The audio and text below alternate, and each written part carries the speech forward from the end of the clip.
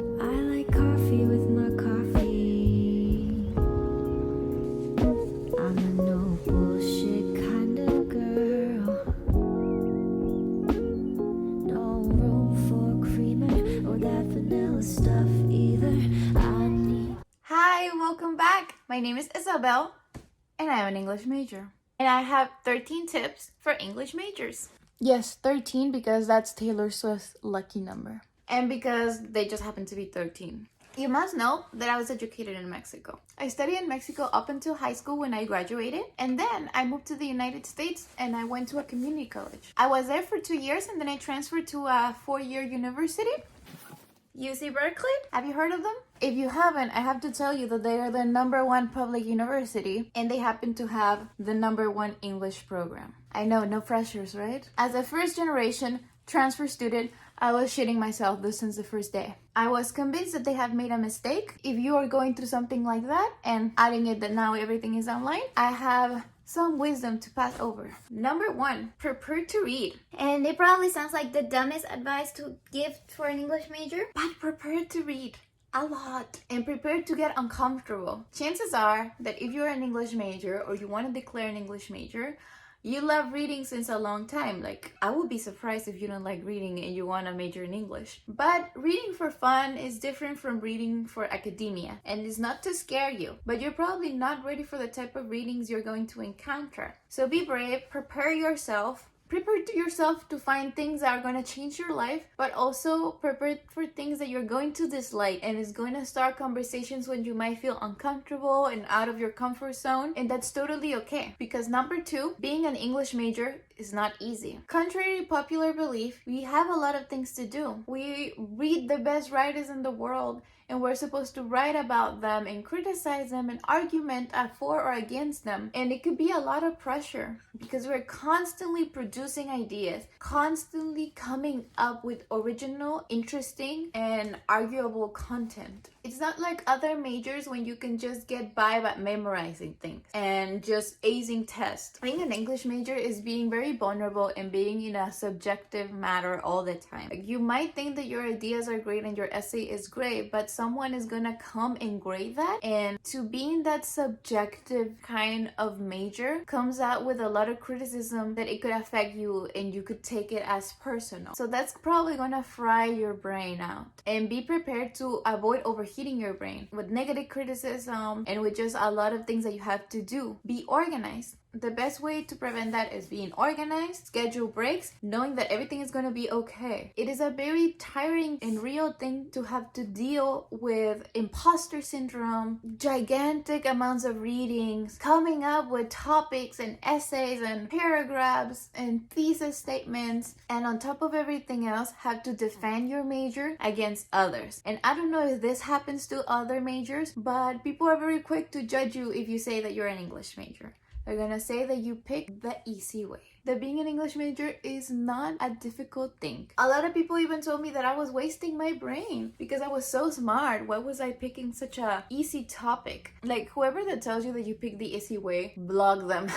Like, not actually block them because maybe they're your friends or your family, but just don't listen to them because they have no idea. I'm validating you. They have no idea. You do you, okay? Pick your classes in a smart way. As I said, you're gonna overload. What I mean by that is that you are gonna do a lot of readings for a lot of classes. It might seem manageable to read 1,000 pages for a class, but then you have 4 classes. So those are 4,000 pages that you have to read, and not only read, but analyze. So in your first semester, you're probably gonna have some prerequisites to other areas. You're gonna take English survey classes. Take advantage of that. Pay attention to what kind of literature you're interested in, and don't be close-minded into one. Let's say that you're very into American literature, which I'm not, but maybe you are, and you are very sure about what you like. During the survey class though, pay attention to see if any other thing sparks joy or your interest. Maybe the romantic period in England sparks interest. When you go to upper level classes, then you can pick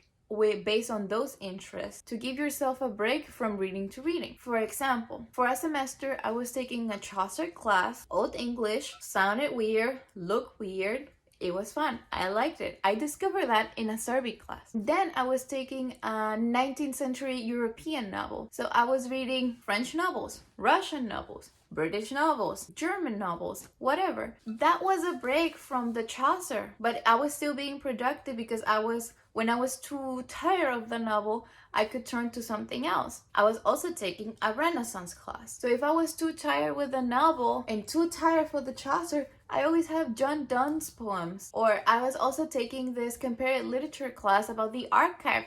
So I was reading Archive Fever and Freud, but each one of them represented an opportunity for my brain to take a break and concentrate on something completely different while still kicking asses and finishing up prerequisites and being productive. All of these courses interest me. In my survey classes and lower division classes, I was more interested in those topics than others. So pay attention, balance your classes like this. Switching gears while reading will represent a break to you, but it will also prevent you to mix readings, to get confused, and for your brain to overheat. 4. Start reading now.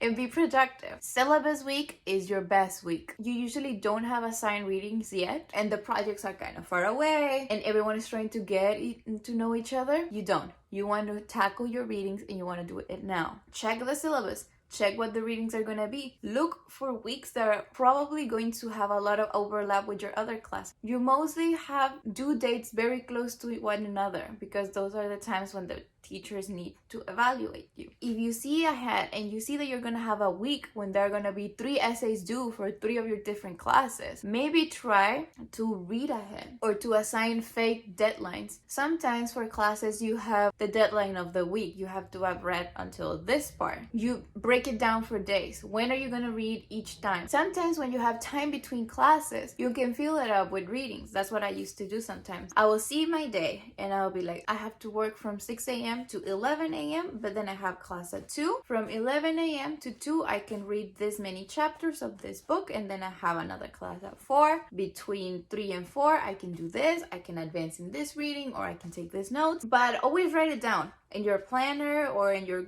Google Calendar. Write it down and try to make it as realistic. Like if you read a page per minute, which is standard, don't try to think that you're gonna read 300 pages in an hour. That doesn't make sense. Because remember, if you have 4 classes, you have 4 books that you're reading at the same time minimum. Plus assignments, plus anything extra that you do. If you work, if you have a partner, if you have friends, or a club, whatever it is. So you need to make time and room for all of those. I would advise you to advance in your reading, but not too much. Just 1 week or maybe 2, because you need to be fresh as well. That's the thing with English majors.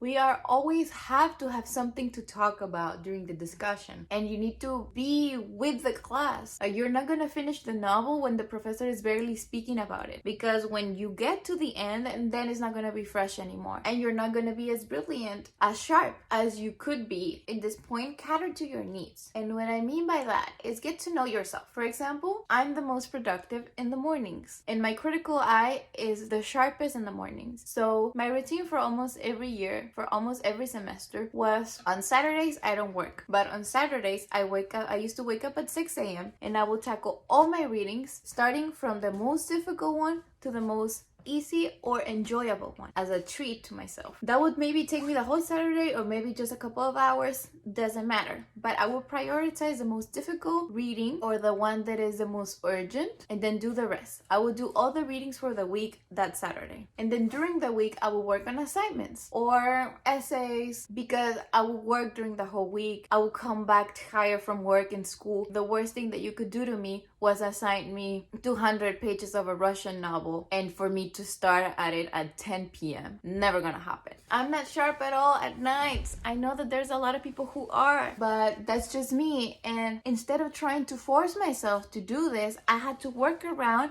and figure out the way that worked for me. Get to know yourself, start the reading now, and be organized. Doesn't need to be a planner, it doesn't need to be a bullet journal, it doesn't have to be an app. However that works for you to organize yourself, for you to get through those deadlines and your own fake deadlines, as I recommend to you, you're gonna be fine. 5. Also on reading, you got to develop your eye and take good notes. This is tricky and it may come to as a shocker for some of you, probably not if you are an English major, but you have to come come up with original thoughts on a daily basis. It's rough. And the only way you can do that is by developing your eye. And with that, I mean a critical eye. Focus on detail. You can't just read in glance and skim and think that doing that is gonna get you where you want to go. Of course you're gonna glimpse and you're gonna skim. It's gonna happen. I've done it. But you can't just do that. You want to bring ideas, comparisons that others can't see or don't come up with during your class discussions. Because you never know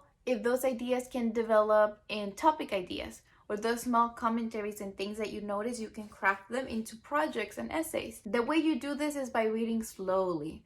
And that's gonna be painful because you're gonna have so much reading that you wanna just go fast through them. But it's not gonna work if you finish the book but you have nothing to say about it. It's better to have read half of it and to have analyzed it, then finish up all the reading but not have anything to say. The English major is not a major that teach you to read. That's not the outcome that you wanna have. You use reading. Reading is our tool. We write, we analyze, we develop critical thinking skills. We are the best at looking at small things and the big picture. And we talk about class and gender and politics and economics, and we use the text to express those ideas. What is the text doing? How is it doing it? Why is it using these words instead of others? What's the rhythm on it? Are there any patterns?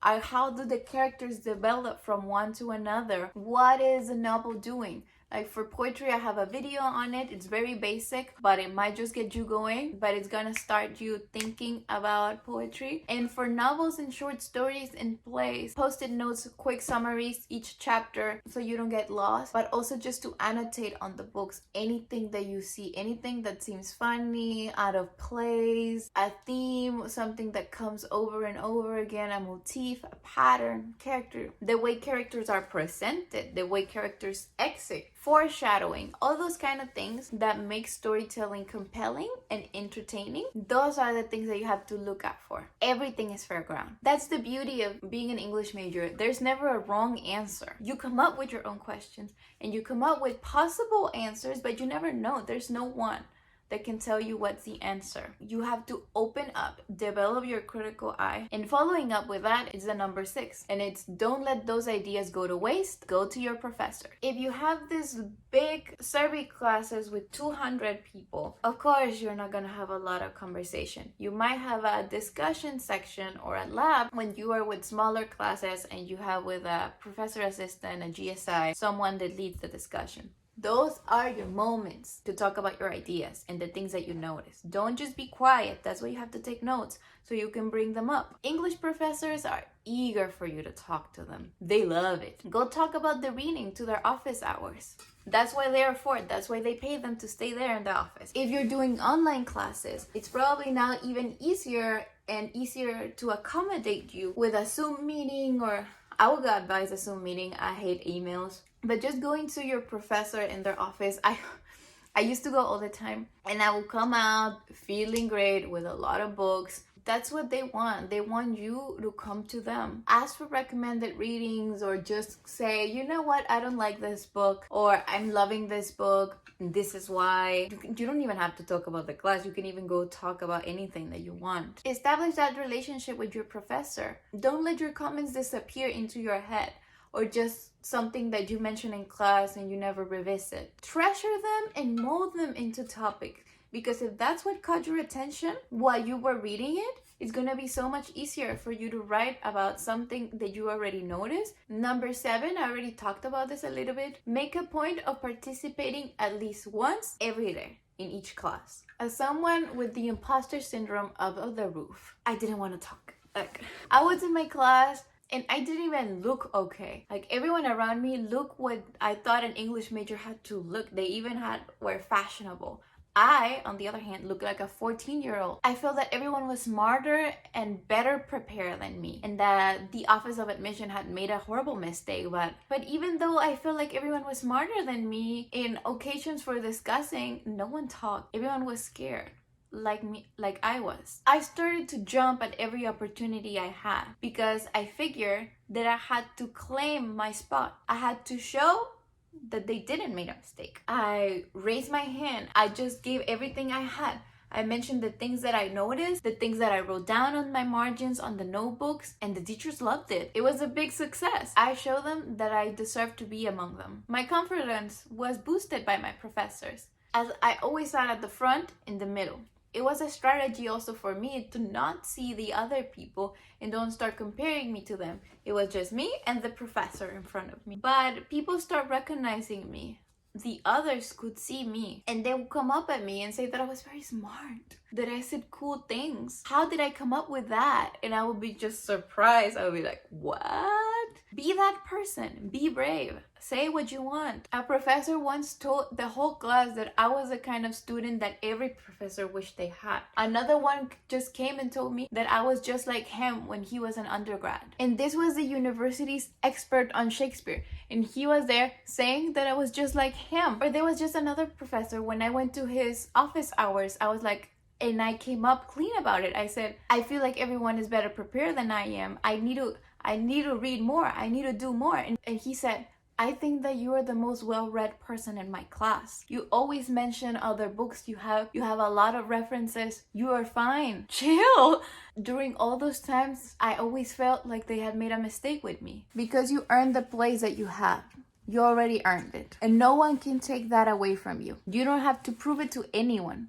Just to yourself. Even if you're at home and you're just taking classes on your computer, you are in a university and you are studying literature. You earned it. Now is your time to shine. For your essays, start soon, outline, revise, and give yourself a break afterwards. I'm going to say you're probably not the best writer in the world. I'm not. You have to respect your essay as if it's a masterpiece. Don't start shitting on it before you even write it. Give yourselves a chance. Start soon as you can, and outline. For you to start an essay, you already had to read the text that you're gonna write about, or come up with some ideas. Some ideas are gonna come from your class discussion that I told you about. So you probably already did that piece of work. That's half of it. Now you just have to outline how you want the skeleton of your essay to look like, ideally. You brainstorm, you write it all out. We all have different methods. Some have to start from the introduction, and they have to go like that. They can't just go jump back and forth. I'm not like that. I always jump to the first body paragraph. I come up with the simplest, plainest thesis ever just to get me going, and then I write all the body paragraphs, then the conclusion, then the introduction, so everything is come together. Then I revise. If you have time, I will tell you to rest it. If you still have many days and you finish writing it, go to bed, go watch Friends, do something fun. Take your mind out of it because you need fresh eyes to revise. We are usually very biased towards our own writing, and we don't see the mistakes because we know what it must say. So you might have typos that you're not gonna see because you know what you meant, or you might not be clear. So that's why you need fresh eyes. If you have the opportunity, I would recommend you to use a friend. If you don't have friends or you don't want to annoy your friends, schools also have programs helping you about that. They have tutors. I wouldn't have transferred without the writing center at Southwestern College helping me and teaching me how to write an essay, how to introduce quotes, basic things that are going to be expected from you. And those basic things also can come up in between your great ideas. A lot of professors always told me that I have great ideas, but I was lacking the skills to write them. And they would be like, I see that you have an interesting point. I just don't understand it because it's not done. It's not cooked. Your essay is not cooked. It's just a raw dough. And you need to be ready to accept that criticism. Also have the confidence of change things around, knowing that it's okay. I always say, don't fall in love with everything you write, especially with your draft. Fall in love with the process. You have to get better. The first draft, it might be a very good draft, but you can always do it better. And if you get too invested and if people tell you, well, this paragraph doesn't make sense, or I think you can delete this, or I think you can explore this more instead of this, don't be too proudful to say, no, what I wrote is great and I'm gonna leave it like that. And you need to be mature enough to take it and not to be in love with the first draft, but to be in love with the process of always making it better. It could be like a challenge. Sometimes we're the opposite. We're not in love with our drafts. Actually, we hate everything that we write and we want to delete it. And I'm like that. I think that everything I read is absolute trash. And that stops you from writing it. You're never gonna pass the first page if you keep rewriting it and rewriting it. So just write the worst possible draft, but have it complete. Introduction to conclusion. And then you can make it better. Yeah, you can make it a challenge. You can come up and put it up at your standards. But after you wrote the whole thing, don't try to write the best thing possible from scratch. It's never gonna happen. And as I said before, go to these places. Go to a writing center, go with a friend, go with your professor, the person that grades the work. At the end of the day, you want a good grade. Number 9, use all your resources. The internet that you're paying for, where you can research how to write the best essay ever. Resources in campus, tutors, clubs, writing centers, the librarians, professors are eager for you to talk to them. They're just waiting for you to come in and give you all their knowledge. Even with online classes, many libraries have turned to their online catalog and they have enriched it. Professors are more willing than ever to have Zoom conversations with you, even if it just means for them to get distracted. You can send drafts with your friends. You can make like editing parties or brainstorming parties. I think you need to understand that college and graduating and work life and just anything in general is not a solitary activity. We all need from one another. Your professors are there to help you. And you might think, well, I don't want to annoy my professors. You don't annoy them. If you go with 10 professors, maybe not all of them are going to take an interest on you and your wishes and your potential, but one of them must. They are there to help you. They want you to succeed. Everyone wants you to succeed. Additionally, use a freaking dictionary and the thesaurus when you're writing your essay. But understand the words and understand what they mean. Don't just sprinkle them up to make it sound fancy, because it needs to sound like you and it needs to sound like your personal voice. Just a slightly more academic and educated voice that resides within you. We all have that college professor voice. Number 10, I'm gonna say it because it's gonna happen to you. You are gonna fail on something, maybe in multiple things. It happened to me. I came to Berkeley with a 4.0 and feeling like I was amazing. But my first semester, I had this professor. I went to see him at his office hours. I wanted to talk to him about my essay. And he said he didn't think I belonged there. Not in his class and not even at Berkeley. He said I didn't have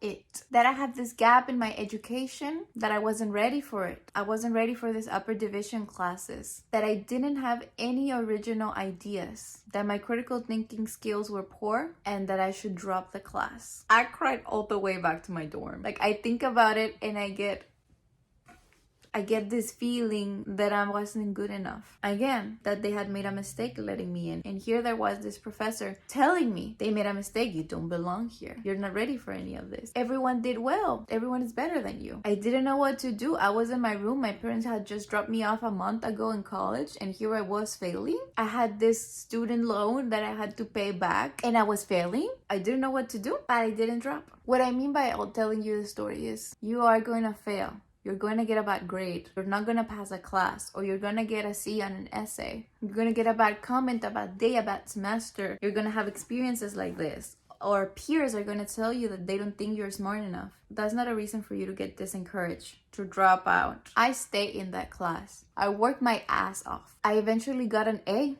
in the class and an apology from my professor, saying that he had misjudged me. I had proven him wrong, but he didn't understand that I wasn't trying to prove him wrong. I was proving myself that I had it. I wasn't doing it for him to give me an A. I never even thought I was gonna get an A. I just felt like I had to prove it to myself. It's gonna happen to all of us eventually. And I think it's an important thing to accept failure, because that's what detains most of us. Sometimes we don't do things because we think, what if I fail? But I don't want to do this. I could fail. But accepting that failure is gonna happen takes away the power from it. Yes, I'm gonna do this and I might fail, because it's always a possibility. That's encouraging. And if you come to the major thinking that just because you were the smartest person in your high school and you are the only kid on the block that likes reading, you're gonna encounter all the kids from all the blocks that love reading and the smartest people ever. Be ready for that. Be ready for failure. Embrace it. 11, explore new fields. Yes, embrace your failure, embrace your major, but also embrace that you might like something else. English majors are very different from other people. We have a wide spectrum of interest because we read, so we get to know a lot about other things. I have a minor in comparative comparative literature in Spanish. I was about to double major in it. I just needed an extra semester because I declared later. I decided not to. I would advise you explore your options, especially if you're there since the beginning. Nothing against transfers. I love being a transfer student and I think we're the smartest people around. But if you're there for the 4 years, take your time to explore the other things that bring you joy. If I could, I would have majored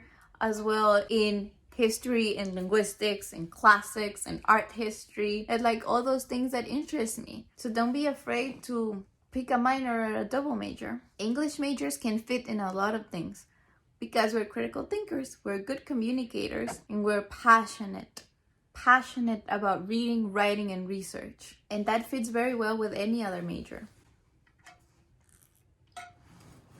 Be open and forgiving to yourself and your other interest. Number 12, if you can, do an honors program or a thesis. Depends on the university, but sometimes you might have to between doing thesis or not. I was part of the honors program, and after a year of researching and writing and crying, I finally come up with my 60-page thesis. Even if you don't want to go to grad school or you're not interested, try to apply for the program and try it out because it's a very enriching experience to be on your own. It makes you the agent of your own fate and of your own project. You are playing God with your project. There's nothing that it's not fair game. You follow your own passion, and if it's not something that attracts you, consider a research seminar. 15-page, 20-page essays that you have to turn in. Work based on only one author or one time period that you get to pick. That's the important part, that you get to pick your own topics, to make your own questions and come up with your own answers. Because I think it's important to take agency on your own education and to learn to navigate yourself around without a professor around you. 13, enjoy it. We're being so serious over here. English is one of those majors that you pick out of passion. I doubt anyone forces you, and I think we're very privileged in that aspect. We go after what we love, not what we believe it was gonna make us cool or give us a lot of money or a clean-cut path in life. We pick the road less traveled, and I'm here to congratulate you. I see you, and I want you to enjoy it as much as I did. I recognize your courage. Welcome! You won't regret it because your life is about to change.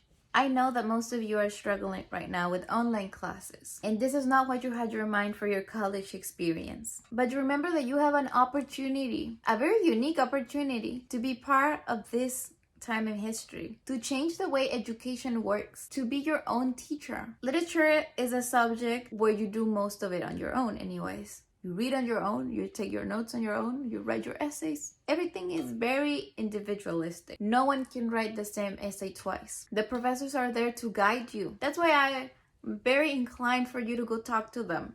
They're more your friends than you think they are. And they were just like you. They're interested in the same nerdy things that you are. You have to develop your original, exciting ideas. And that can be exhausting, as I said. So maybe if you're online and you're at home, you're with your parents, maybe it stresses you because you wanted to run away from your family. I get it. We all wanted to. But make it as enjoyable as you can.